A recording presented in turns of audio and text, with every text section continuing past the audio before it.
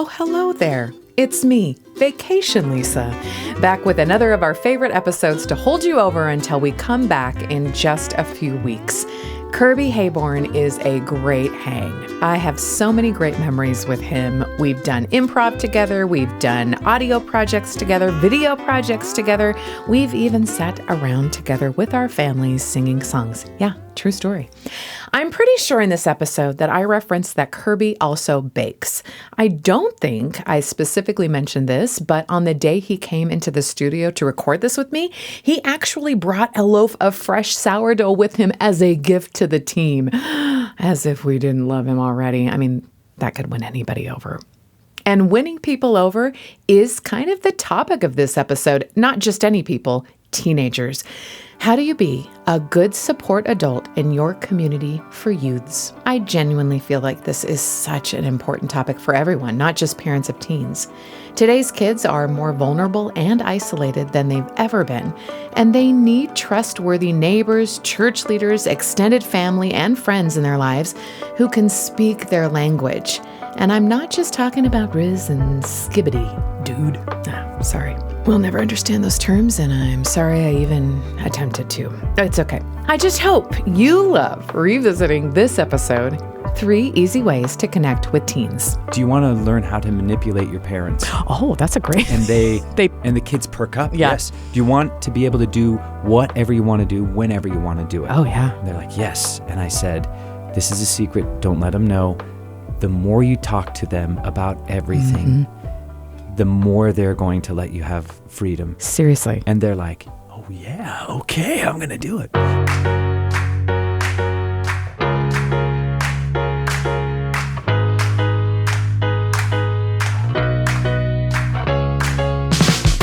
Welcome to The Lisa Show, where we take a good look at life.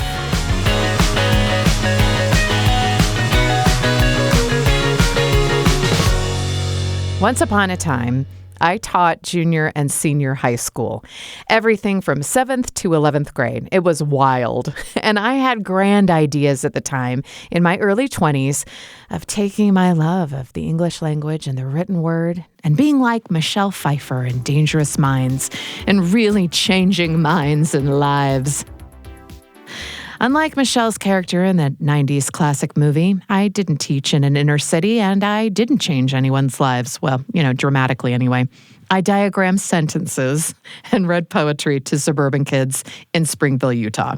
Oh, and I taught them the Schoolhouse Grammar Rock song, Conjunction, Junction, what's your function? Hooking up words and phrases and clauses. I know you know it. Okay, but I learned a lot working with teenagers in a short amount of time. That was the first time I had worked with youths. Yeah, I'm going to be calling them youths throughout this episode, mostly because kids doesn't feel right and baby adults, I'm told, is patronizing.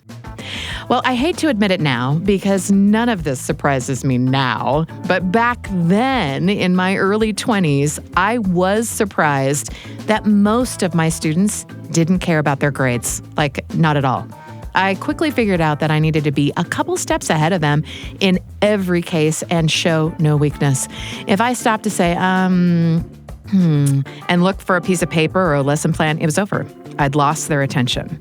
I found, like most adults, that they love to talk about themselves and their point of view. So I learned to get their attention by explaining why this piece of information, like writing a persuasive essay or a compare and contrast paper, might be useful to them now or in the future. But I was shocked really, that most of them didn't have a lot of experience writing anything. So my goal was to get them to learn habits that were easy but effective. My favorite one was free writing. It's just writing whatever comes to your mind, your pen or pencil never leaving the page. You just write without worrying about punctuation or what you're going to write. If you don't know what to write, you write, I don't know what to write, or anything. No one would read it, not even me, unless you wanted me to read it. There is no wrong way to do free writing, except if you don't write. So at the beginning of the class, I'd have them free write. First for 2 minutes, then up to 10. They resisted, they complained, but I kept thinking and saying, you can write whatever you want, and that's it. You guys, this is easy. So one day, one of my more reluctant students, the tall, skinny youth who sat in the back and wore a Tool t-shirt, he seemed offended that I knew the band that he idolized and seemed outraged when I suggested free writing about his favorite band. Well, he was, especially on this day, particularly bent on turning my easy assignment into a clash of wills. My will to get him to express himself, or at least practice, and his will to perform for his audience of classmates and not write. So after going back and forth with, "This really isn't difficult, write anything," and "Oh, really? Anything?" And the tone when he said it did give me pause. I thought, obscenities, intent to perform a crime, or confessions of a crime. Do I have to report that? And I doubled down and insisted, anything. 5 minutes later, after he happily and loudly wrote the entire time, and I was just going to go on to the next part of my lesson, he interrupted. "Mrs. Clark, don't you want to check out to see what I wrote?" I knew it was a trap, but I rocked right into it. "Sure, only if you want me to." He was so pleased with himself. For as long as I live, I won't forget how pleased he was with himself. So I took the notebook, and it had pages and pages and pages written. "Blah, blah, blah, blah, blah. In your face, Mrs. Clark. Blah, blah, blah, blah, blah. Here I go. Blah, blah, blah, blah, blah, blah, blah, blah." I looked straight in his eyes and I said, well done. You did the assignment perfectly. I took the wind out of his sails, and I, for a brief second, thought I had won. I had remained calm, after all. He did technically finish the assignment. That was free writing. But I had this uneasy feeling that I had no idea would become a very familiar feeling to me in the coming years, that even though I did what I set out to do, it didn't have the kind of effect or impact I had imagined it would. It did not meet my meaningful expectations. Sure, I may know the band of the shirt you're wearing, but you do not care. Or more significantly, I may want to give you the tools to express yourself more fully to the world, but you may also not care. What I've unfortunately repeated throughout my life and didn't intend is that my love and passion and intent to help use in any way what I want for my own kids, use I teach and look over at church, in the neighborhood, in my extended family, doesn't always translate to what they need. I reason that because I love so much and my intent is so good that will somehow make up for the delivery or result, and that's just not always true. I've been thinking about the role of intent and desire to do good when working with youths, most notably the 2 youths I still have left in my home to raise. I still find a disconnect between what I'm trying to do and what is actually done, So I do what I always do when I'm thinking about something a lot. I ask one of my friends for advice. I brought in the big guns for this one, folks. Kirby Heyborne is here. Now, many of you probably know Kirby as an actor, musician, comedian, and host of the show Making Good on BYU TV. Kirby's the nicest guy you'll ever meet. I mean, he even bakes bread in his spare time, like really good bread, like sun-dried tomato and feta bread. But if I'm being honest here, I don't just admire Kirby. I'm actually I'm really jealous of the fact that Kirby and his wife and kids all sing and play music together on a regular basis, like the Partridge Family, but with less polyester. We try to gather around the piano and sing every Sunday. Okay, so I have to tell you that this has always been my dream of a family band. Like, I joke about it all the time because it is really like in the middle of my heart. Yes. I want it so bad. And my kids have all taken lessons. They all, like, lots of different music lessons, and they will not play together. They will not give me the joy of the family band, which is my dream. They have said repeatedly, quote, "You want it too much." You're too desperate, Mom. A little bit. Just tone it down, and Isn't that maybe rude? we will. So anyway, so I see your family, and I think one time I was at your house and I like recorded some of it, and I showed my older kids, and I showed everybody. I'm like, look what this family does, and they're like, oh, you think you're gonna guilt us into that? Sorry. And I was like, no, but look how beautiful it is. Yeah, it's like, so sweet. Don't you want this too? And they will. Maybe. Yeah, just don't want it so much. Tone it down. How do I relegate yourself? How do I to get them shaker. to think it's their idea? I know, you got to incept them. That's the whole thing that I've learned with children. Have you seen get 'em to do it? Inception? Oh, Inception. Yeah, you Okay. incept people to make them think that it's their idea. It's just like, that's cool. What a cool idea you had. Okay, first note to self. Incept my children so I can finally get my family band. Got it. But you should also know that Kirby isn't just a dad of musical kids. He also happens to be the leader of a church congregation. He's the bishop of an LDS ward with many youths, as in enough to populate a cruise ship. The most important thing, though, is that he loves it. He loves working with youth, and they love him. He's clearly got something figured out here, so I sat down with him and asked him his best advice for working with teenagers. I think it's getting out of the way. Sometimes we think that we are the gatekeepers of all knowledge, and when you let a young person solve their own problem, it kind of goes along with the inception idea that they already have the solution. And I believe that all young people are good at heart, and they want to do good, and they want to be kind to other people. It's just all these pressures from social media and high school.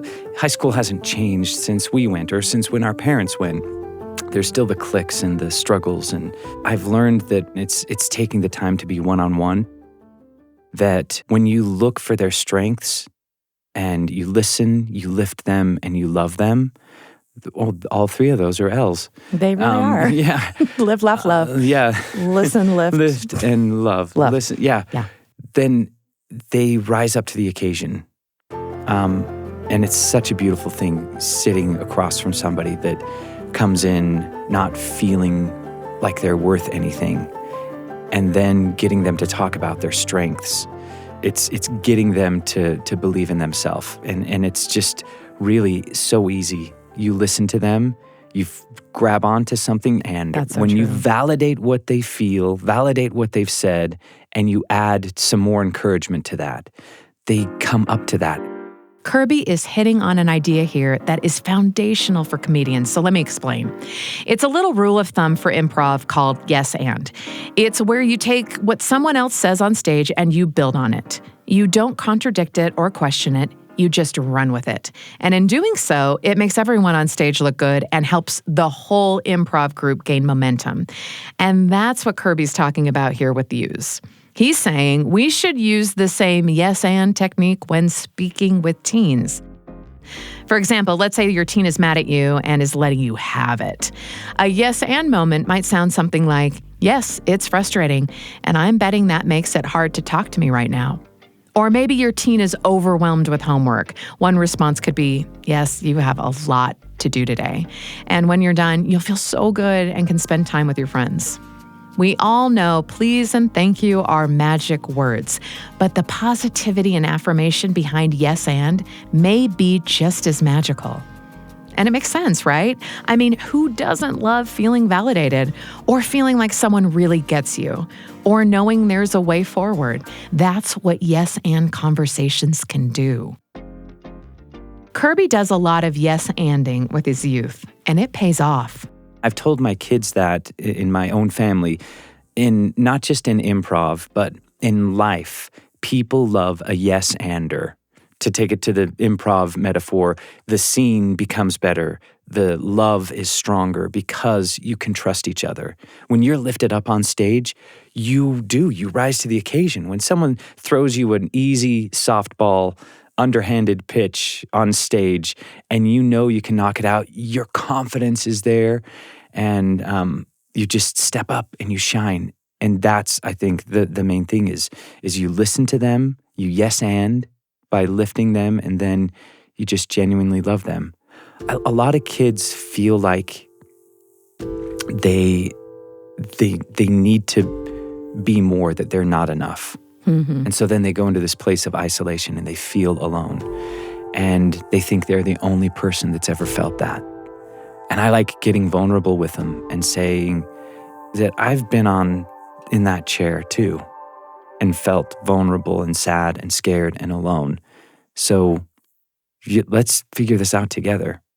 That's one thing I do tell the youth when they come in. I'll say, do you know what? Your parents are just afraid of life as you are right now. Do you really tell them that? I do. I think that is such a great service. And I tell them, I say, do you want to learn how to manipulate your parents? Oh, that's a great... And and the kids perk up. Yeah. Yes. Do you want to be able to do whatever you want to do whenever you want to do it? Oh, yeah. And they're like, yes. And I said, this is a secret. Don't let them know. The more you talk to them about everything, the more they're going to let you have freedom. It's so and true. If you grab the vacuum one day and just vacuum something, their minds are going to be blown. You're going to have like an 11 o'clock curfew instead of a 10:30. Seriously. And they're like, oh yeah, okay, I'm going to do it. So I ask the youth when I meet with them again, how's it going manipulating your parents?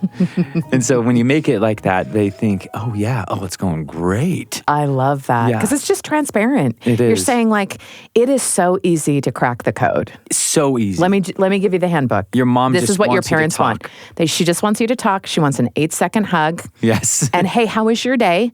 And then like that's the basic. I've told, there's been a young youth that came in and I said, they talked about how hard it is to communicate with their parents. And I said, is it like when they say, how was your day at school? You just get so angry. Yeah. Yes, that's exactly it. And I go, do you know what? How you can manipulate your mom is always have something. Come Just home, one know thing. know that you're going to come through that door, and you can just show her by having one thing that you can say that happened today, and then she'll stop talking. So if she says, so how was your day? And you have an answer, then you can go to the fridge, get your Sunny D, and then go up to your room. Or the purple stuff. Or the Whatever. purple- yeah. Pick up what you're dropping. Yeah. So they do that, and then they just have that one specific thing, and then the mom is blown away. I think that is such gold because you're teaching them how to communicate and you're setting them up for better relationships with their boss, with coworkers, with their spouse, with their own children, with friends. You just it's like a good manners kind of of thing of like, this is the bid. Yes. Yeah. This is the bid they're asking. You can just return it with one thing. One thing. That's it. You're done. So, yeah. Instead of saying no all the time. I don't want to. Which sometimes I feel that way when I come home. We and all it's do. Because you go through even a beautiful spiritual experience or something hard that you've achieved, and you experience it with other people, and then you come home, and sometimes it's hard to relive it. Yeah. Kids that come home from serving a mission for their church, people say, so how is your mission? And like, you don't even know. Do you have 2 years for me to tell you? Yeah. Like, where do you start? Yeah. And just have one thing to say, oh, I loved this about it. Yeah. School was great. We had a test. I think I did okay. Yeah. And I said, you don't even need to do school, like the school work. Tell what you did at lunch or like what you did in between classes. Oh, yeah. That's it. Yeah. This is good information.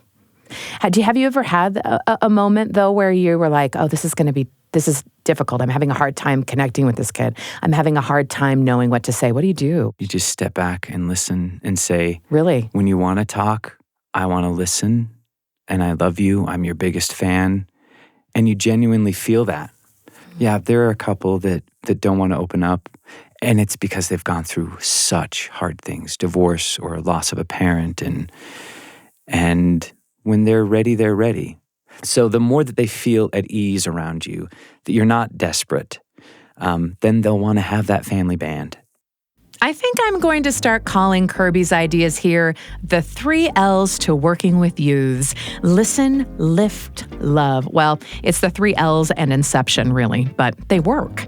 And they work because when we listen and lift and love, what we are also doing is reminding our youth that they are worthy of our time and effort and investment. They matter, and they'll feel that.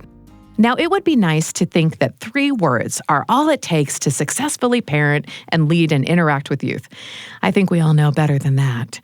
But Kirby said something that rings true to me. We don't have all the answers, but there are people that do. And if we really want to help our youths, we'll connect them with the people who know more than we do. You're limited with your knowledge. So if you can point them to a mentor, or in this case, to God, who's limitless, they're going to find better answers than what my world is limited by the lid that I carry around. I only have so much knowledge about stuff. Like a kid comes in that is into gaming, I don't know anything about video games but there could be another youth that does, and so you connect them.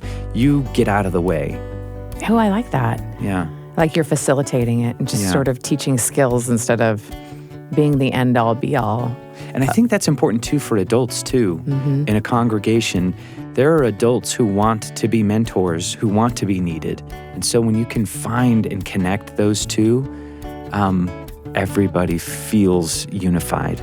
Oh, it's so true. Has working with youth who are not your own kids changed the way that you see your kids? That's a good question. It's so important. I don't care what meeting I have, what phone call, if one of my kids is talking to me or my spouse, that's the most important thing right then, because it's fleeting and it'll be gone.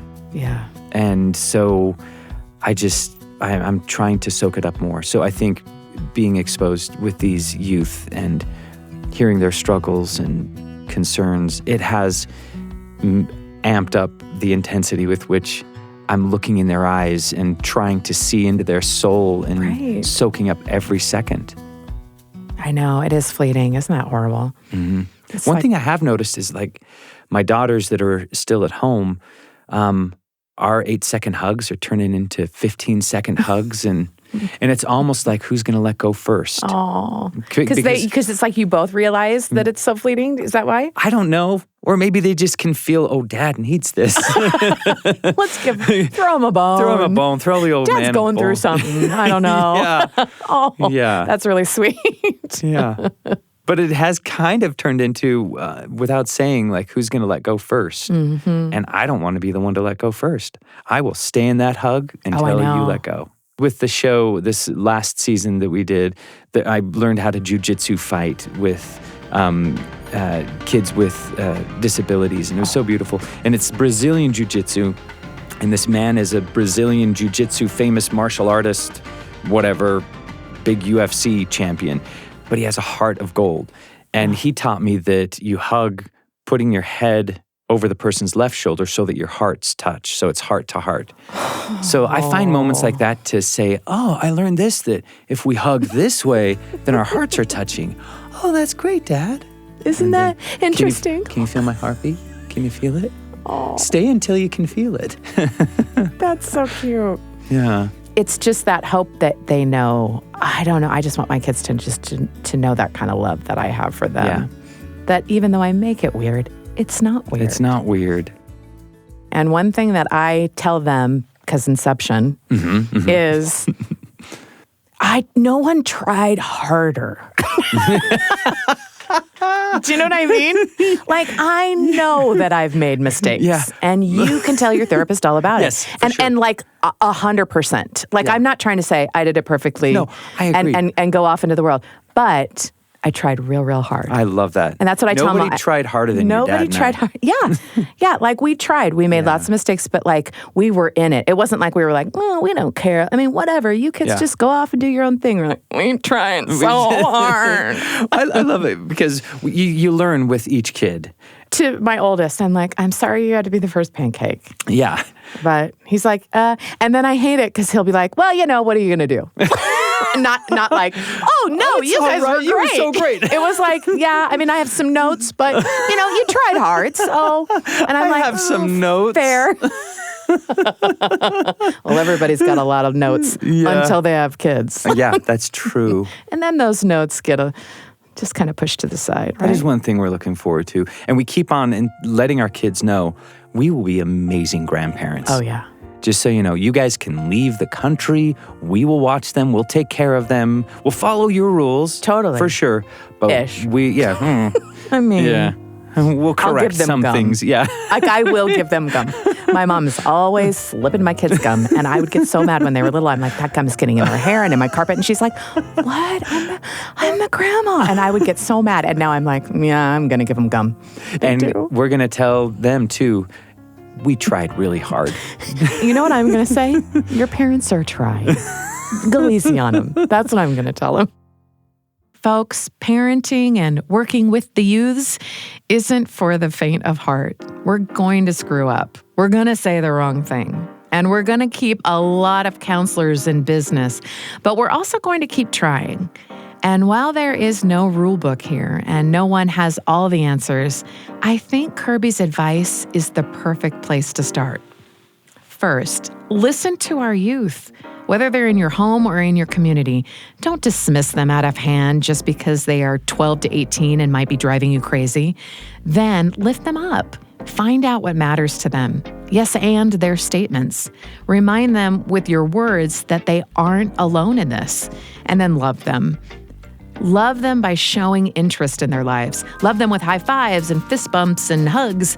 Then love them by getting out of the way. Connect them instead with friends, mentors, and with God, all people who can do things that you can't. And then watch what our youth can do when they know we have confidence in them. Now, I know this may not be the cure-all for every tense interaction with teens. I mean, to be honest, I know plenty of kids, including my own, who would die inside if you tried to hug them at all, much less for 8 seconds. Just depends on the time of the day, right? But that's the beauty of working life through with friends. We take their wisdom and apply what we can, where we can, how we can. I really wish I could redo that scene with the young man in the Tool t-shirt in the back of my English class. We had a lot to give each other, but it was going to take more than a battle of wills to get there. If I could go back, I would take Kirby's advice and start with some yes-anding. Yes, Tool shirt guy. I know writing isn't always comfortable and that thinking up something to fill a page can be a hassle.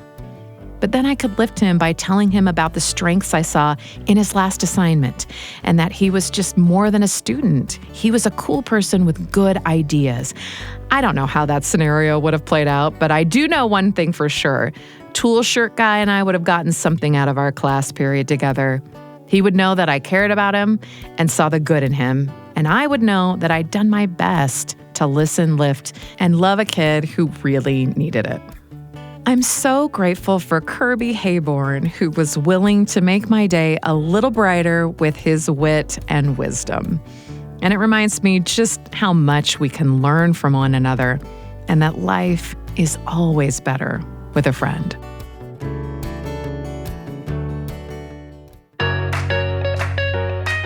The Lisa Show is a production of BYU Radio, hosted by Lisa Valentine Clark.